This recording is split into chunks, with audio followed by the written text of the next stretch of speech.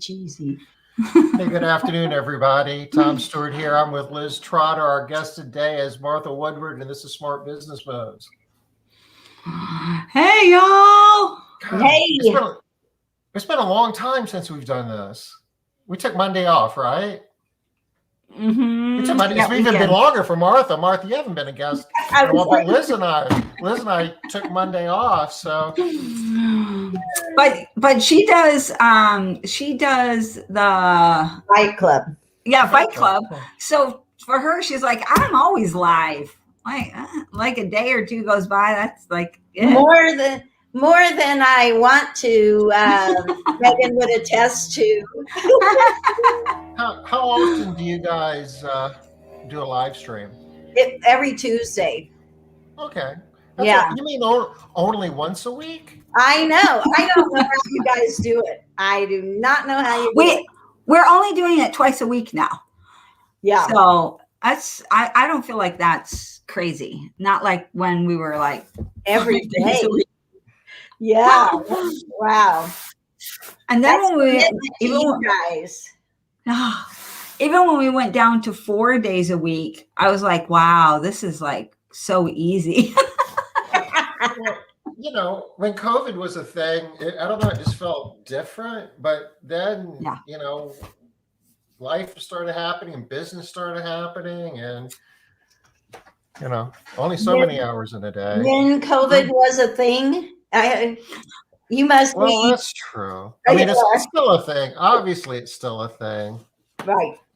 When it was such a scarier thing. It was. And so it was so nobody had a clue, and up was down and down was up, and it was really. Are you guys hearing weirdness from me? I know. Nothing out of the ordinary. Oh, you mean like the audio? I'm hearing something in my background. I hope my headset's not going funky. I think you're good here. All right, that's good. All right. All right. So what are we talking about with Martha today? I think this is the first one of the, right? Well, actually, we started last Wednesday. Yeah, we did. Mike Callahan had some tips for us, some hacks, and this is September, and September is Employee Retention Month. Okay. Which is talk about good timing, right? Yeah. And I'm ready. Yeah. We know you are, Martha. Because most companies I know are in a situation where they don't have enough cleaning professionals to handle the work they have. And a lot of times the pursued answer is, well, we just need to run more Indeed ads and hire more people. And maybe that's part of the solution, but it's definitely not all of the solution, is it? No, need to be worried about keeping the ones you have. And I feel like you got to worry about that first. Yeah.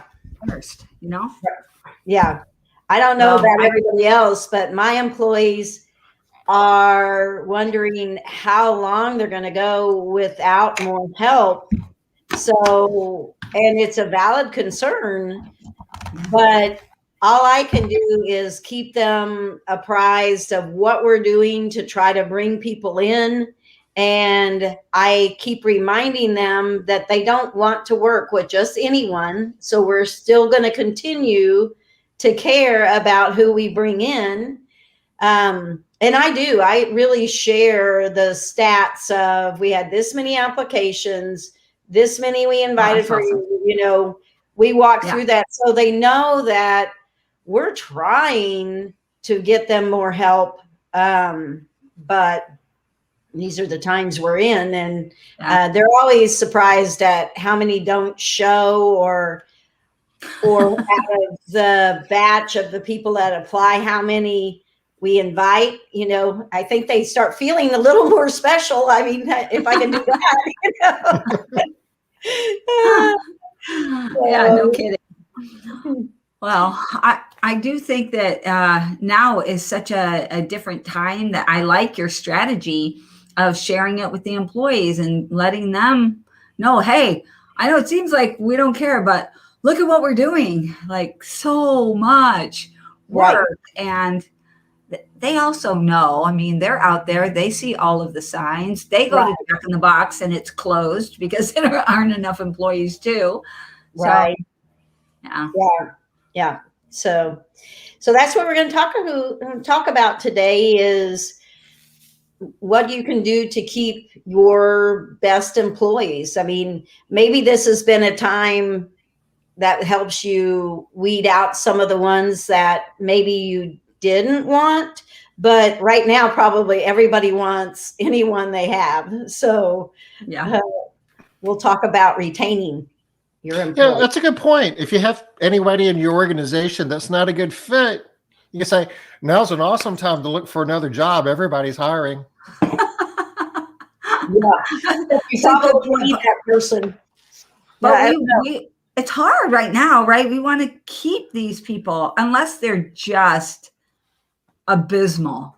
Or like, oh, okay. We spend a lot more time coaching up people that we wouldn't spend time on ideally right now, because at least you can clean some houses, help us with some of the work. Yeah. Right. Or bye, Felicia. Highly supervised. Yeah. Well, I know you have a PowerPoint, I think, Martha, that you were going to share. Yes, I will share that. And so I presented this at a couple of conferences, but while we're going to go through the slides, I really want it to be more about a discussion and just for you guys to see some of the stats and so forth. So we'll get started. And I do have to switch off to my screen. So if there's comments, Tom or Liz, just stop me and we'll discuss them. Tom usually puts them up on the screen too, Martha. Yeah, so. To control the you can't see. I'm on a different screen. So I gotcha. I'll interrupt. We'll get them in there. All right, you do it. So that's an invitation, folks. If you have any questions for Martha, just go ahead and drop them in the comments and we'll throw them in. All right. Oh, I saw Linda is here too. Hey, Linda. I saw Liz on there. Yeah, Liz. California, Linda. No kidding. Okay, so I'm just slipping through, but we're talking about retaining your best employees. And to retain them, you have to figure out why do they leave in the first place. And most people think money, and money actually, when people do the research, and believe me, there's a lot of research out there about this. When they do the research, money is, as long as you're paying them a fair wage, that's usually not top reason why they leave. So there are numerous studies done, and the lists differ a little bit, but there's commonalities. So okay, I gotta interrupt you real quick. Yes, go ahead. Can you see me, Martha? I know, but I can switch over. No, that's okay. No, you don't need to be able to see. I mean, I was just wondering because I hold up my hand a lot when I want to interrupt, and you know me, that's a lot. So I'll just pop in there. Okay. So I know a lot of this research is older, and so have you thought at all about the new connection between our employees and money, because it is different. You know, I've been preaching for years that it's not the money, y'all. Money's far down on the list. But I do think that money is playing a much different role today than it was even a year ago. What do you think? Yeah, and I would agree with that. So I can't remember. I honestly don't remember how old this study is, but I tried to get one that wasn't archaic, of course, you know, within the last couple of years. But I would agree that right now, the best employees know that people are raising their wages all over the place. They know there's a shortage of employees. They know that, hey, if I don't like it here, there are a gazillion jobs, and guess what? They keep raising their starting salary or their starting hourly pay. So I honestly do think that it does play into it more than it did, because everyone is scrambling to be more competitive. But I also, as far as turnover, though, I think you hit on it, Martha. If you're going to hire new people, you're going to have competitive wages. And if you're doing that right, you're certainly going to want to increase the wages of your incumbent workforce. You don't want to hire new people paying them more than the people you already have. So if you're doing that, Liz, are you thinking that people are leaving because they're not being paid enough, that they can find a job somewhere else, or are they just leaving the workforce entirely and saying it's not worth the money? Yeah, I'm thinking that as we go through Martha's list, we're going to see that money is attaching to a lot of these things, that they're not leaving just because of the money. But I do think that money is more a topic of conversation now, even in the last 6 months, than it's ever been in the past. Right. And I agree. Now, I know that I held out a little while, but I know that I did raise my rates for my current and incoming clients so that I could raise our pay for our employees. And if I hadn't done that, I do feel like pay would be much more of an issue for my current employees. Now, I'm not saying that none of them look at all, but I'm just saying that at least they know I have tried to stay competitive and that I'm not sticking my head in the sand and saying, I don't need to be competitive, because you do. Even if you have the best culture in the world, you have to be competitive.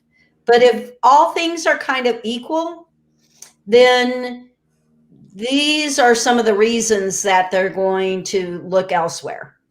And I really think you hit the nail on the head, Martha, when you said that you had that conversation with them about raising the prices so that you could raise the wage. Just having that conversation, it's always been the same, that we've got to meet that minimum, the minimum that is needed for people to feel like they're being respected and like they can have their needs be met. It's just that number is kind of shifting, but just having the conversation and trying to do that, I think goes a huge long way toward that. Yeah. I'm going to try not to interrupt for a little bit. You're fine. I'm going to try. You're fine. That's hard for me too. So I absolutely get it. So quickly, we'll go through the top 10 reasons. And I believe this came out of a Gallup poll that was just a couple of years old. And when it says bad boss, that's typically their direct supervisor. Workload too much, lack of recognition, broken commitments, coworker issues. You can read through these, and you can always refer back to this. You can replay it and take screenshots if you want. So we won't go through all of that. But in this session today, we're mainly going to deal with number one, as far as what you can do as a supervisor to not drive your best employees away. Stop being a bad boss. Stop being a bad boss. Maybe that's a pay thing too. If you paid your supervisors more, maybe you can hire better supervisors. Yeah, I mean, maybe. Never mind. There's all the reasons. There's a lot of reasons that there might be problems there. And it could be that we as the owner have not done a great job training our direct supervisors to do their job well. I mean, it still comes down to us when at the end of the day, that if you have mid-level supervisors that are the problem and are running your employees away, you either haven't dealt with that employee, like as in you keep having these problems, but you keep them, or you haven't done training. I mean, people don't just naturally know how to lead people. So it does take training. Yeah. And for me, it's all about open communication. But we're going to talk today about how to not make the mistakes that we as supervisors make that drive people away. Well, we have a question here from Aja. Were you trying to say something, Tom? You sounded go like ahead. You were I just wanted to interrupt, but you're better than that at that than I am, Liz. You go ahead. I am a good interrupter. Yes. So Aja is asking, how much do you think COVID has affected how people see their own value? I think about how people tend to have a new outlook on life after a trauma, and I feel like we have all had a collective trauma because of COVID. Yeah, I do too. I kind of think it depends on the person. This is just pure opinion. I mean, there's nothing educated about what I'm going to say. It's just pure opinion. But I think there's different kinds of people. And I think there's people who work for you that are like, all right, I am essential. I've been working. I am valuable. I can go out and do whatever I want to do. There's that kind of person. And then there's the, the Eeyore, I'm just biding my time. And they feel almost the opposite of, and even in my staff, I see both. So I do, people react to trauma differently. And I think that's what you see. Yeah. I think you're right. There's lots of different behavioral styles. People are different, obviously, and not everybody handles trauma in the same way. But I agree with you, Aja, that we all are kind of dealing with this collective trauma. We're all kind of wounded and sore and not at our best right now. Yeah, that's an interesting, hypothesis because, obviously there's a lot of people who are not in the workforce. I forgot to look up the JOLTS numbers came out today. I'll look that up while we're talking, but there's a ton of open jobs and there's a lot of people that the labor participation rate's really low. A lot of thinking is because of the extended unemployment benefits and a lot of other benefits, people, a lot of the workforce financially has an option to not work maybe what they didn't have pre-COVID, but some of it might be just the emotional stress of the whole COVID thing and dealing with this. And it's not as much of an economic decision as it is an emotional decision. Mm-hmm. Never thought of that. Yeah. That's good. Yeah. That was good. Liz is thinking it's not trauma, but frustration and feeling suppressed. For some people, for sure. Yeah. Rochelle says, Aja, I think we were all going a million miles a minute, and COVID allowed a lot of people to hit the pause button and think about what they were doing and how they were spending their time. They're rethinking what they want. Yeah, I agree with that too. Yeah. That's also happening. Yeah, I do. I think it's normal when you're going through trauma to do some soul searching on what you want out of life. And Aja's tying all this back into the boss theory because she says, for sure, thank you. A bad boss is exceptionally worse when you feel like poop all the time. True. It's true. Okay, so this is a good one. The number one thing that you as a supervisor, boss, whatever you want to call it, can do to run your best people away is allowing people to stay who have bad attitudes. And when I say bad attitudes, that really means that you're letting them get away with things that you say you won't. So for example, they've exceeded the number of complaints allowed, or if you do quality scores, you're not holding them to the requirements that you say you will. Absences, you have policies for absences, but you kind of throw that out the window. And I think particularly now, this is probably happening more than ever because we're all short-staffed, and you still have to decide, like any other day, who's making the rules. And if the rules need to change, then they need to change.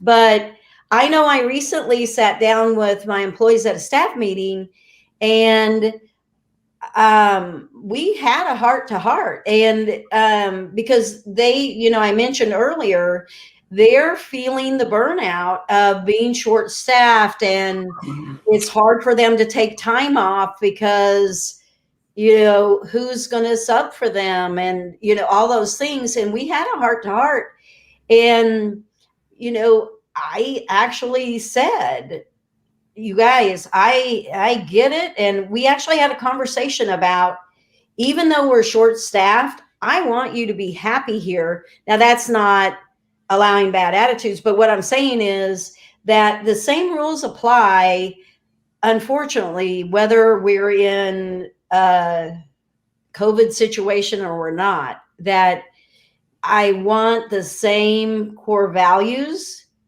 as always.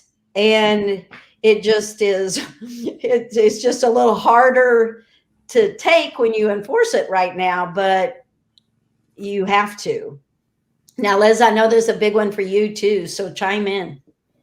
Yeah, absolutely. This is. But one of the things that you said I really like, especially for right now, you said how, hey, if the rules need to change, then they need to change. But if they don't, then you gotta follow the rules. I love that. And I do think that sometimes it's okay to modify the rules. I mean, we all had to modify our attendance policies with COVID. I mean, what are you going to do? You can't say, no, sorry, you have to come to work sick or not. That wasn't a thing anymore, right? When the situation changes, when the world changes, we have to change with it, right? Yeah, absolutely. Yeah. And so I like your strategy of bringing your people together and having that conversation as a group. I think that in itself is, well, you're a big believer in open communication, obviously, and that's a strategy for getting your people to feel more engaged. I talk a lot about matter, meaning, measure, and autonomy, and that's a heavy piece of matter. Like we're important. We really, really matter. So I really like that. All right, we'll go to, let's see. I did notice when I started going through these slides, there were 44 of them. And so we're not going to spend a lot of time on all 44. But come on, Martha. We got to pick up the pace, Martha. I know. All the slides get through I'm first at that. But I do think it's important that when your employees are working at your company and you make the choice to keep someone that you probably shouldn't be keeping, you have taken the employee out of that equation. Like, you're making the choice for them that they have to put up with that behavior. They have to go try to recover and fix whatever problems, quality problems that the cleaning had, or they have to fill in for that employee who keeps calling off, etc. So think of it from their point of view, that it's not just you tolerating the bad behaviors. It's you're asking your employee, well, you're not even asking. You're telling them that they have to as well. And that's where this, I don't know how much longer I want to put up with this mentality comes from. Yeah, totally makes sense. I like that you say that you're making that choice for them. Really not, because if you make choices for other people, they'll still make their choices, but what choice are you giving them except to leave now? Right. Right. So I'm curious. I mean, we had a list of like 10 reasons that people leave, and I know that this probably isn't scientific, but just kind of experience and gut feel. This whole thing of allowing bad performers to continue to be part of the organization. Do we think that's one of the bigger reasons that good people leave? Yeah, I do.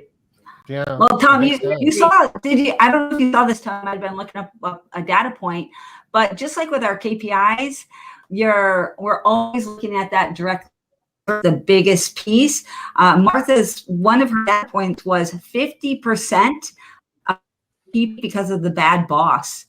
So, I mean, of course, that on the other 9 take up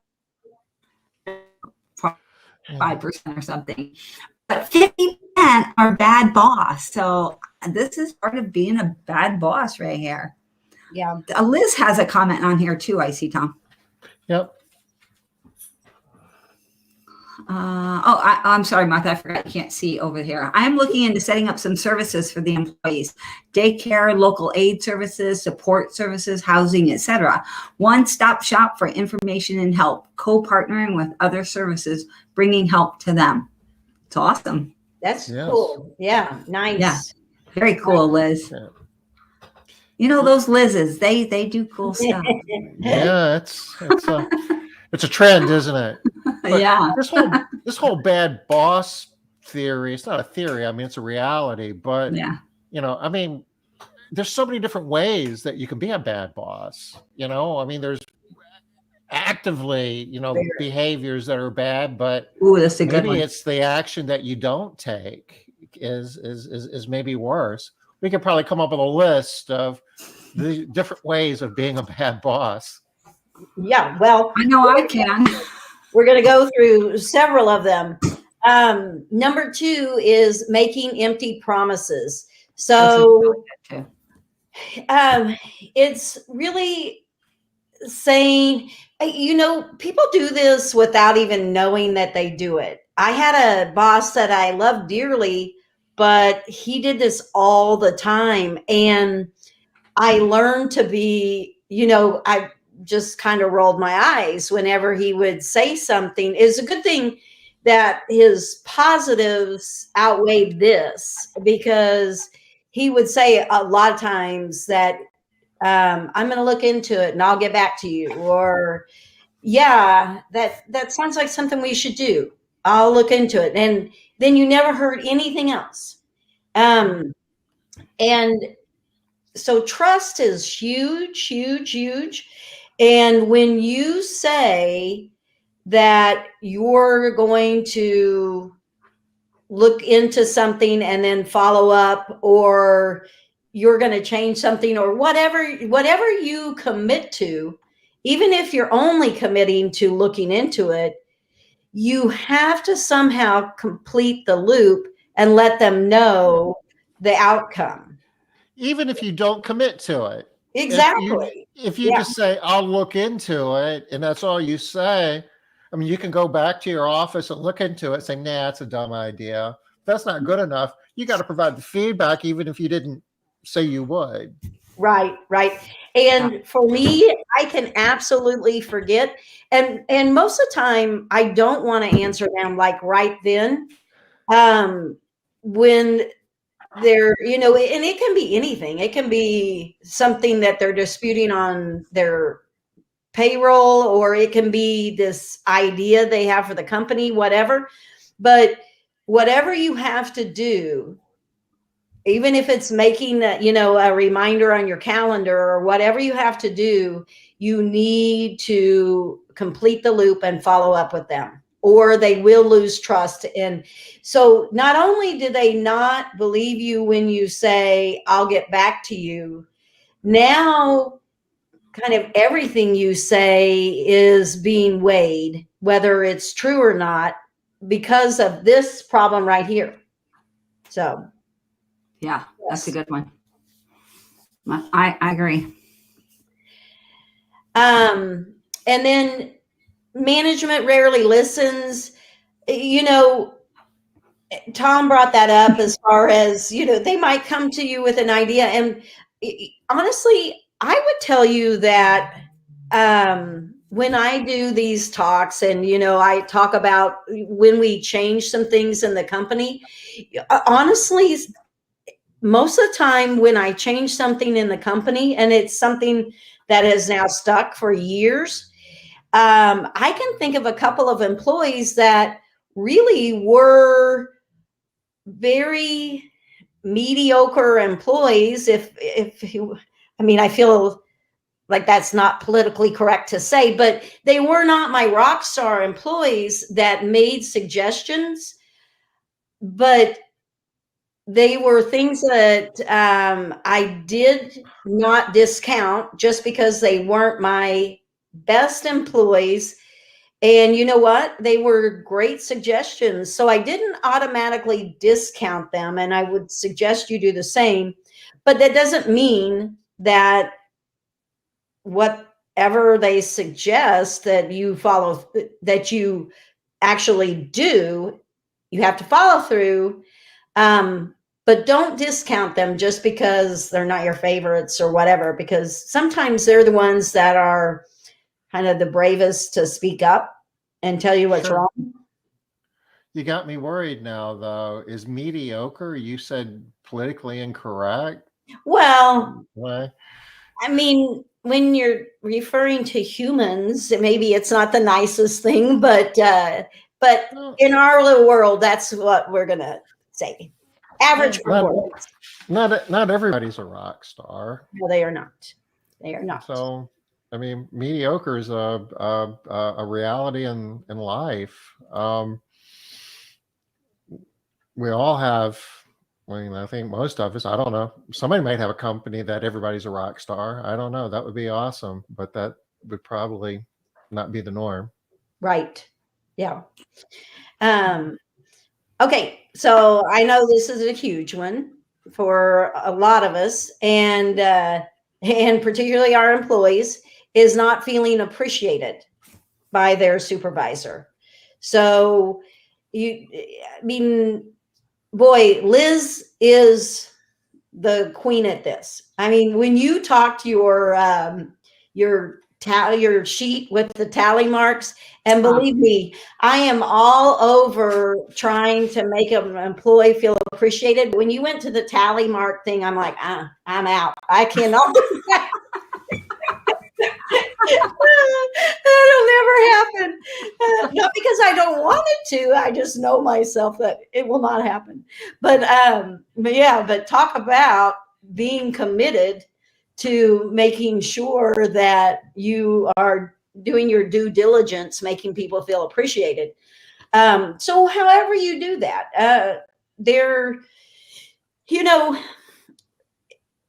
our job that we offer our employees is not always the most fulfilling job, especially if, we've got customers who make the employees feel great, but we have customers that make them not feel so great. And same for supervisors. And so if all things are equal, and you don't feel good about where you're working and your role in the company, then you have to start questioning why you're staying, and so, I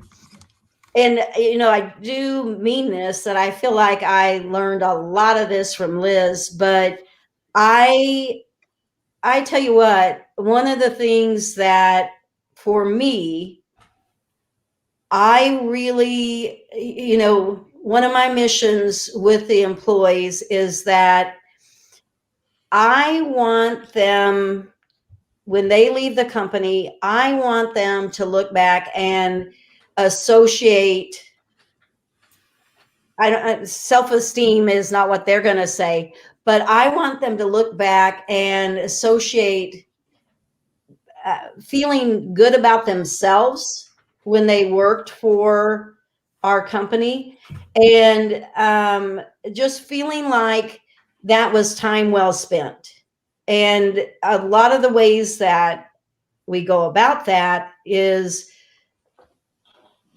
the pats on the back that maybe they never ever got when they were raised. So, you know, a lot of our employees don't come to us with very high self-esteem. And I just feel like this is probably the most impactful thing that we can do as supervisors, is really bring out people's self-worth and help them to see how important they are. So anyway, you know, the key word in here is feel. You know, so a lot of times people get this confused when I'm working with people, and they're like, but I told her she did a good job. I told her this. I told her that. You know, just because you tell somebody something doesn't mean they feel good about whatever it is. So, you know, creating that feeling is different than just telling somebody, hey, you did a good job. Hey, you're a good employee. They have to feel it, which means you have to come from a different place, which is it's a little bit. Oh, Stephanie's on here. We're going to have Steph on here talking about the same topic, coming from a different perspective on Monday. I think it's Monday, right, Steph? Yeah. So you're talking mainly today, Martha, about matter and how to make people feel like they matter to you, to the company, getting that feeling of mattering. And Steph's going to be talking about bringing that meaning into the company and making the people feel like, wow, there's something bigger in what I'm doing here. That this isn't, I'm not just cleaning toilets all day long. I'm actually making a difference. So, but Stephanie's really good at this too. And oh my gosh, she's really good at it. Yep. Yeah, she really is. But, and I agree, Liz, it's when you're trying to evaluate if you do this, really think about, do you make people feel like they're important, like their work matters, that they're making a difference? You know, it really is about that feeling. I agree. And I think that comes from, again, conversations, and not just hey, you know, like when you're passing them down the hall, hey, Mrs. Smith said you did a great job and she just loved the cleaning you did. Sure, those things are important. And like being able to see their survey comments and all those things are important. But it really is about the way that you make them feel. And I think that comes from some one-on-ones when you take the time to talk that through. So. I do like communication is my favorite strategy for making people feel like they matter. I feel like it is the straightest road, or the straightest path to get there. There's lots of ways to get there, but that communication, that one-on-one communication is really, really quick. Yeah. Hey, Linda. Linda says she tells her staff that she's proud of them and how far they've come and their value to her company. And sometimes it makes them cry. Well, I'm thinking that you're hitting the feeling button there then, right? If people are crying. Yeah. But, you know, tying this back, you know, earlier, I guess Aja asked the question about COVID and how that ties into some of this. In some regards, COVID's made it more complicated to make people feel like that they're appreciated if you're wearing masks and social distancing. Oh, it agreed. It really has. It has disconnected people in general.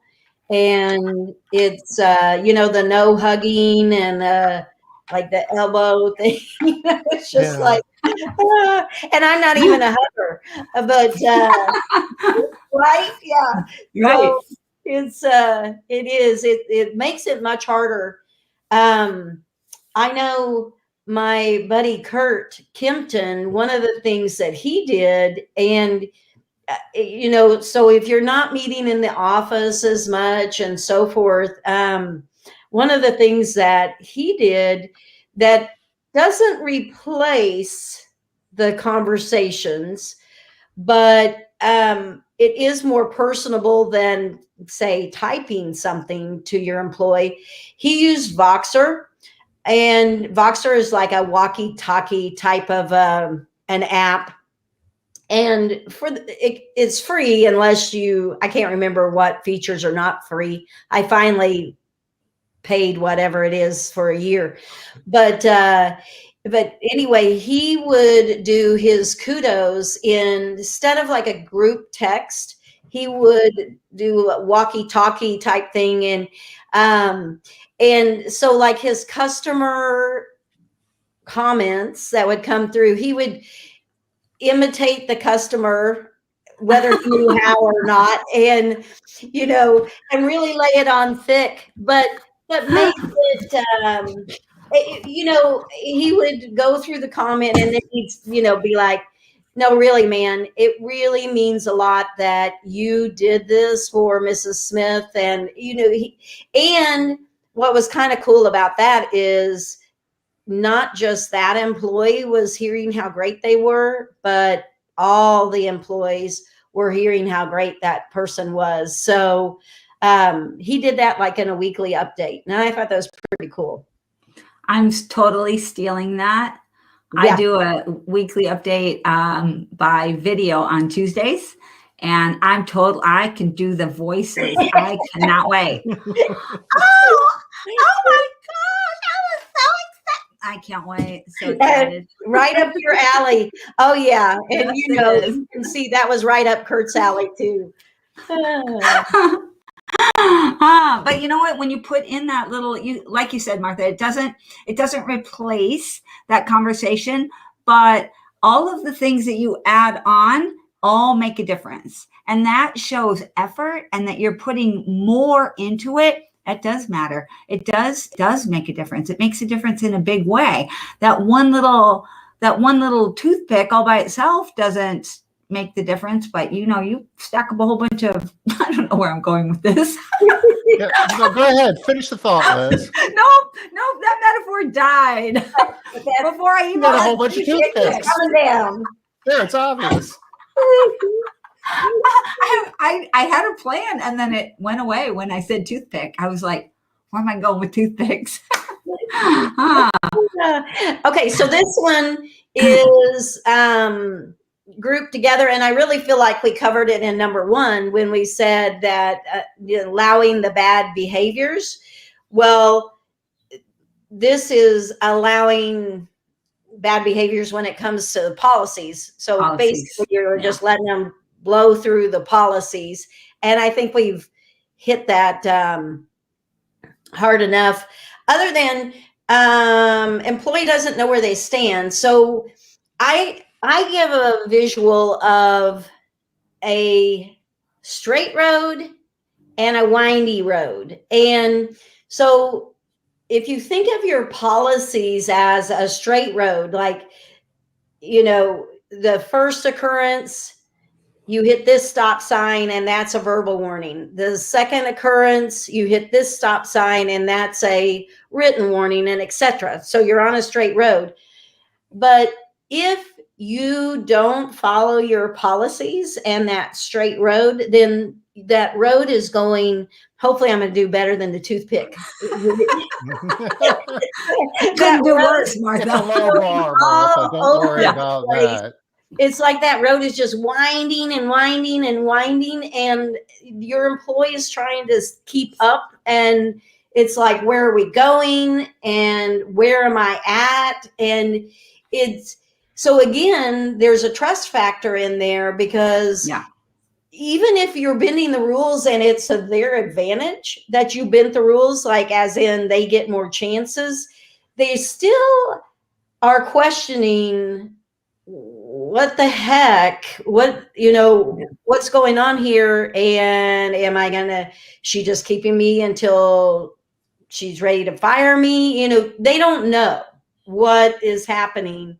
And it does feel like favoritism. So your other employees that are watching you bend the road, they feel like, you may be bending the road in your mind to help them. Like, I can't fire this person because they've exceeded their absences, but all these other people, including me, need them.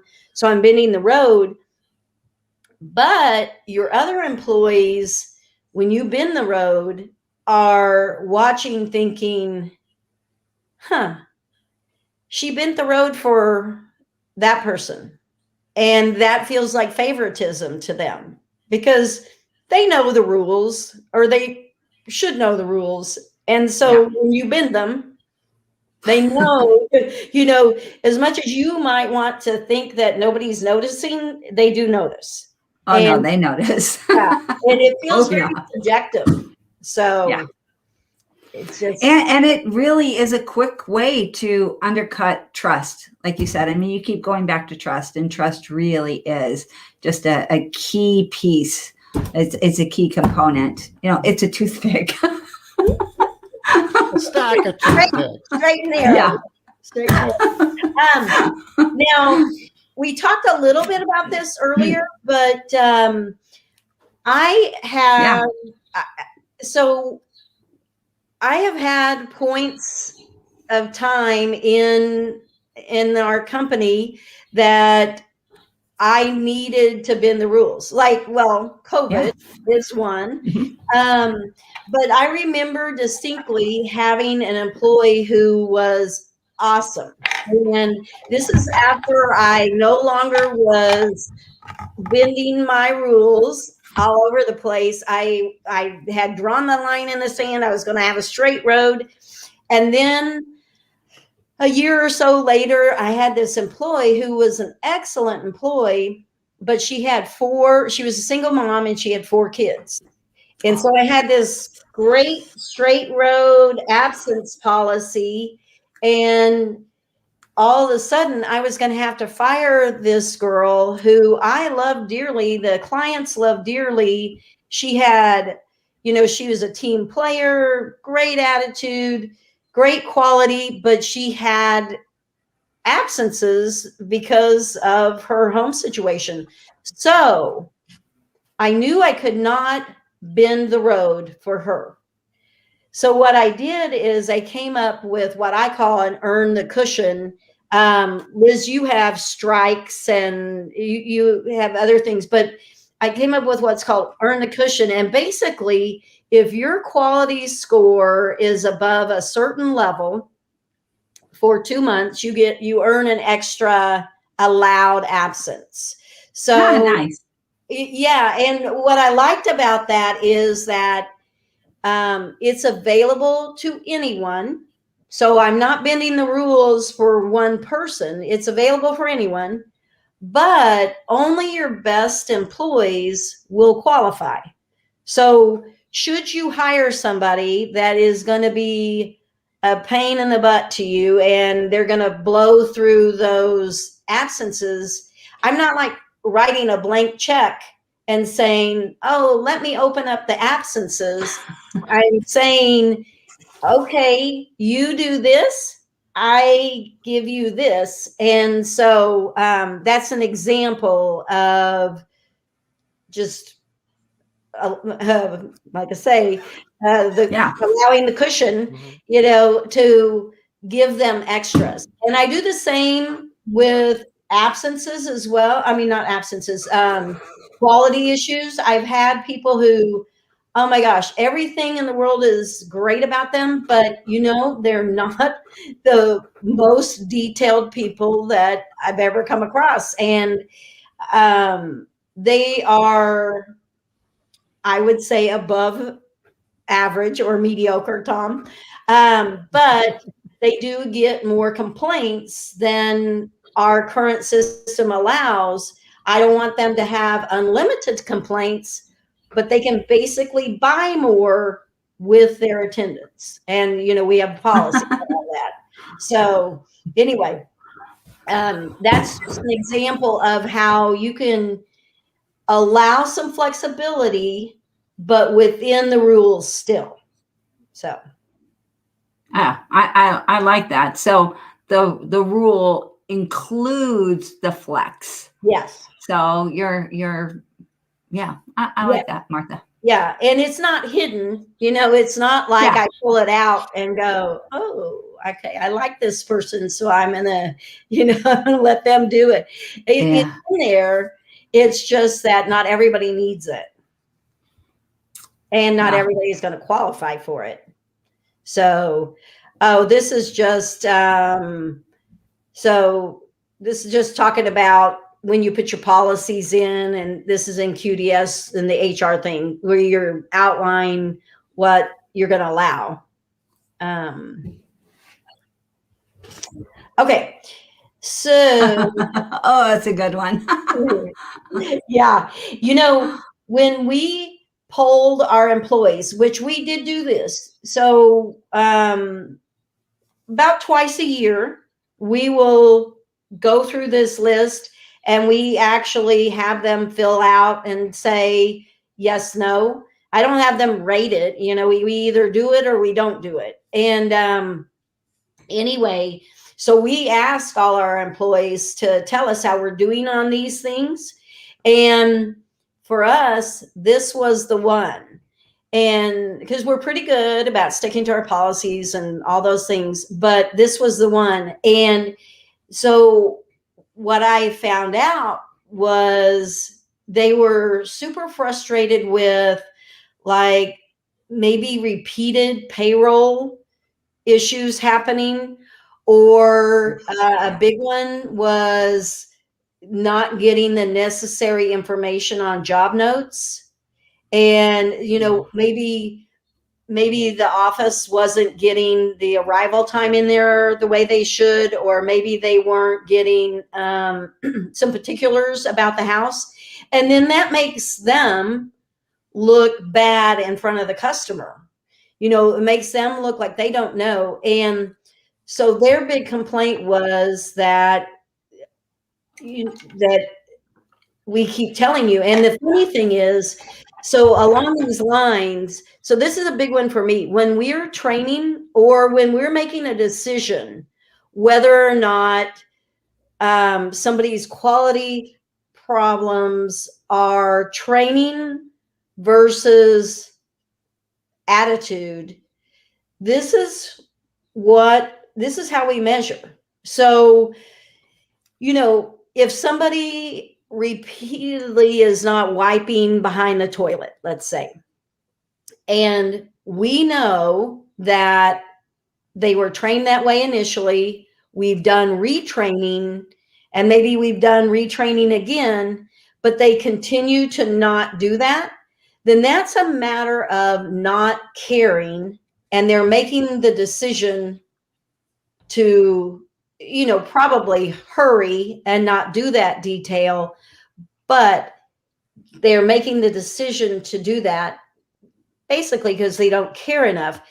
So when we, as a supervisor, do those repeated things, like mess up their payroll repeatedly, or not get the information in the job notes, or whatever it is, not have the supplies that you're supposed to have repeatedly. I mean, we all make mistakes, but if there's a pattern to it, it does send the message of you're not important enough to make sure that I'm crossing my T's and dotting my I's. And it does cause a hassle to their job. And we all want to look good in our job. I mean, if we care, if we're a motivated rock star employee, we do not want to show up to Mrs. Smith's house at the wrong time or with the wrong information, and we didn't clean something the way we were supposed to clean it. That makes them look bad.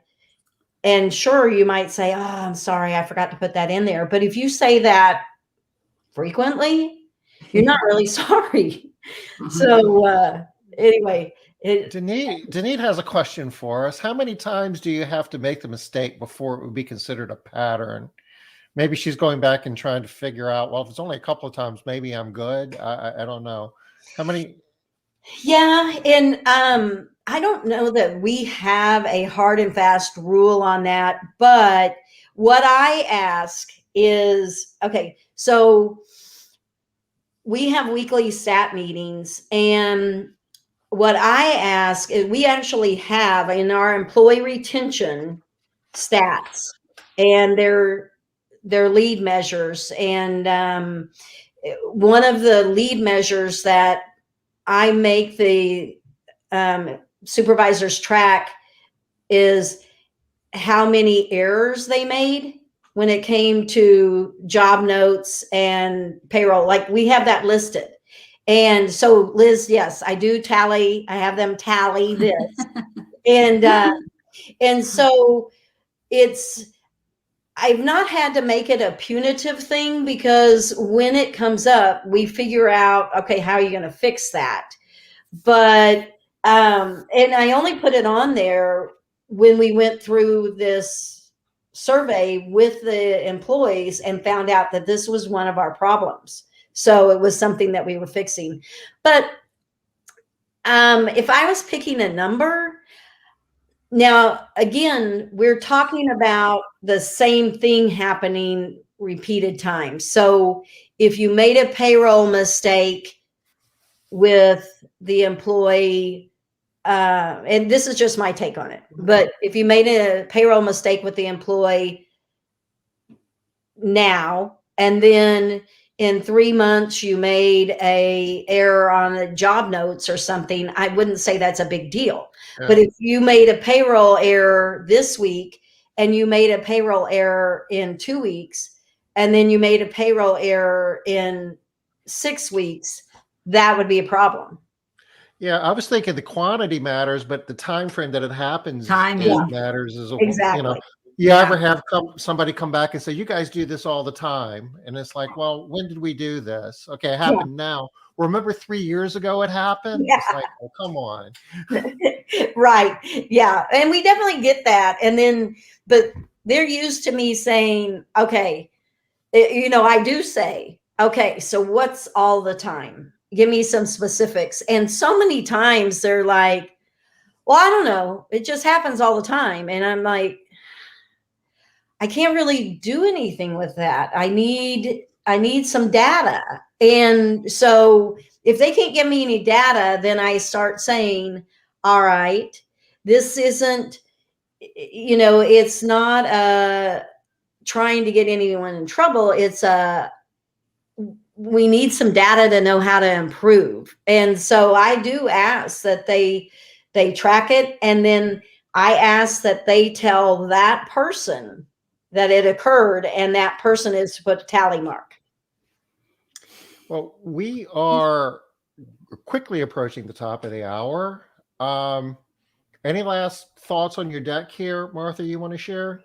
I'm running through it. I think this is a no-brainer that everyone should know where they're at. If they're in the disciplinary process, put it this way.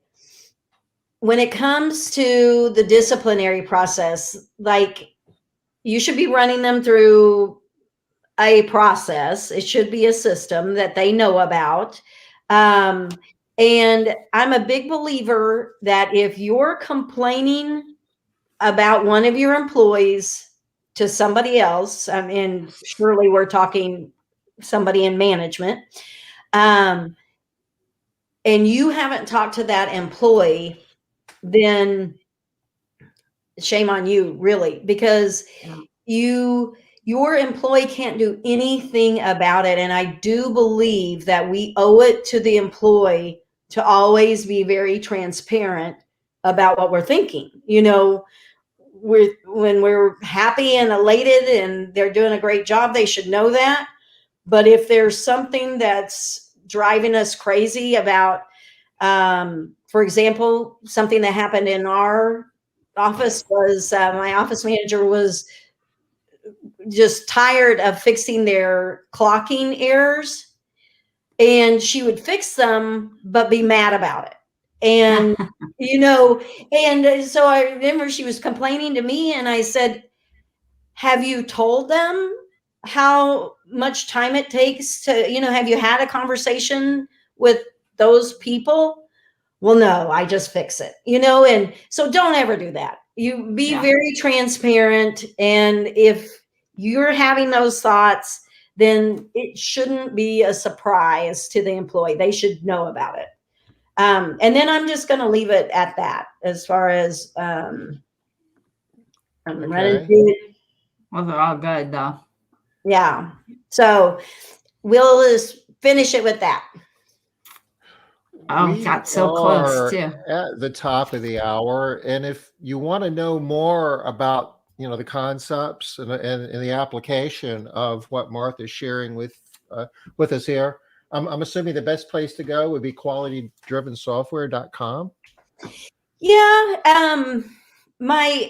I do courses and stuff on MarthaWoodward.com. I hate to even say that because that sounds pretentious, but that is how you find me. So how is that pretentious? That's how we find you. Well, it used to be worse. It used to be worse. It used to say the pay for performance expert, and I didn't like that, so I changed that. That was for SEO purposes, not anything else. I'm just checking, Martha. You do know that Martha Woodward is your name. I know. Literally is your name. I know. I think this is great. It seems pretentious to have a website. If it's like the perfect, the awesome Martha Woodward, or the perfect, or the, mine says something closer to that, so Martha. So I'm thinking this looks really good. You're allowed to use your name. Anyway, yeah, you can find me through either one of those things, and on that website. It's good that you pulled it up, because on that website, I do have that survey that you can literally print out and give to your employees if you want to. So, cool. Where do they find that, Martha? On the MarthaWoodward.com, there's a bunch of, if you scroll down, Tom, there is a bunch of, keep going. If you put your email address in, you get it. Yeah. And it gets, free resources right here. Yeah, there's an ad manager questionnaire. Awesome. That's such a cute picture of you too in that pink shirt, Martha. Oh, thank you. That one, so cute. I guess a video. Yeah. Is that the same shirt also, you're wearing now, Martha? What's that? No. Is that the same shirt you're wearing now? No. Okay. No, it is actually. It is. It's my quality. That one's so hot pink. Yeah. And background. It's the lighting. It's the cute. Lighting. Yeah. That one looks more like athletic-y material. The one you're wearing now looks more like Tom's material. We are past the top of the hour. Okay, one thing real quick. Don't forget Fight Club. Fight Club, too, for those of you guys that don't know. Martha does Fight Club. It's on Facebook. For business.com is our website. But we're mainly we have a podcast. Like we do the live interview, and then that drops to a podcast the following week. So, so that's another thing you guys can get more info about Martha from Martha. Awesome, Martha. Thank you guys. Thanks so much, Martha. Appreciate it. I appreciate it. All right. Are we done for the week, Liz? We'll be back Monday with Stephanie Nessett, and we're going to be. We're going to be talking meaning. Yep. Check it out. You guys take care. We'll see you Monday, 5 o'clock Eastern. Bye-bye. Bye, y'all.